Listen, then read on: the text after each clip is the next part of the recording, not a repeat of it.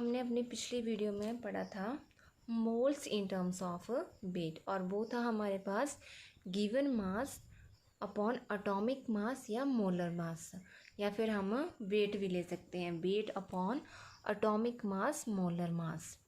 अब हम उससे रिलेटेड न्यूमेरिकल सॉल्व करते हैं। तो वो है हमारे पास find the number of moles in 0.49 gram of sulphuric acid, और सल्फ्यूरिक एसिड का फॉर्मूला होता है हमारे पास H2SO4। तो मोल्स आ जाएगा हमारे पास वेट ओवर मोलर मास, और सल्फ्यूरिक एसिड का मोलर मास होता है हमारे पास हाइड्रोजन के 2 प्लस सल्फर के 32 और ऑक्सीजन के कितना होता है 16, और यहाँ पे ऑक्सीजन कितनी है 4 एटम्स है, तो वो आ जाएगा हमारे पास 4 × 16, और वो आ जाएगा हमारे पास 98 ग्राम्स। तो मोल आ जाएगा हमारे पास 0.49 ग्राम डिवाइडेड बाय 98 ग्राम पर मोल्स, और वो आ जाएगा 0.5 × 10⁻⁻2 मोल, और पॉइंट्स को हटा दिए तो वो आ जाएगा 5 × 10⁻³ मोल्स, और 10⁻³ किसके बराबर होता है, मिली के बराबर होता है, तो वो आ जाएगा हमारे पास 5 मिली मोल्स। अब हम आज पढ़ेंगे आगे moles in term of volume. जैसे पीछे हमने पढ़ा इन टर्म्स ऑफ क्वांटिटी और इन टर्म्स ऑफ वेट, अब हम पढ़ेंगे इन टर्म्स ऑफ वॉल्यूम। तो पहले तो इस फॉर्मूले की कुछ लिमिटेशंस है, और वो है this formula is only applicable to gas phase और वेपर फेज सब्सटेंसेस। ये कहाँ पे अप्लाई होगा, ओनली गैस फेज या वेपर फेज पे।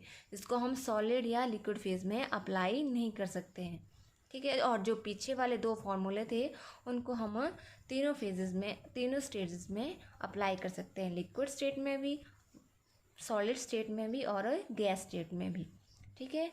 और सेकेंड लिमिटेशन है हमारी this formula is derived experimentally at STP conditions. इसको हम सिर्फ स्टैंडर्ड टेम्परेचर कंडीशंस या नॉर्मल टेम्परेचर प्रेशर कंडीशन पर ही ड्राइव कर सकते हैं। और ये क्या होती है हमारे पास, टेम्परेचर आता है हमारे पास 273 केल्विन और प्रेशर आता है 1 एटमॉस्फेयर, ठीक है। जैसे पीछे हमने फार्मूला में रेफरेंस लिया था, अगर हमने इन केस ऑफ क्वांटिटी निकालना था तो वो लिया था डजन, और इन केस ऑफ वेट निकाला था तो वो लिया था हमने kg। अब हमने निकाला इन केस ऑफ वॉल्यूम, तो वॉल्यूम को हम किस में लेते हैं, लीटर में। तो ठीक है, 1 लीटर किसके बराबर आ गया हमारा, 1000 मिलीलीटर के बराबर। 2 लीटर आ गया 2000 मिलीलीटर के बराबर। अब अगर हमें बोला है कि हमने वॉल्यूम निकालना है, ठीक है, तो वो आ जाएगा हमारे पास given volume divided by reference, और रेफरेंस क्या है हमारा 1000 ml, तो वो आ जाएगा volume over 1000 millilitre upon mole. अब ये तो था लीटर में। अगर हमसे पूछा हो 1 मोल, मोल्स में पूछा हो हमारे से वॉल्यूम, तो वो आ जाएगा 1 मोल ऑफ एनी गैस और वेपर एट STP, तो वो किसके बराबर होता है 22,400 ml, ठीक है। ये हमें रेफरेंस दिया हुआ है, ये रेफरेंस है, ठीक है।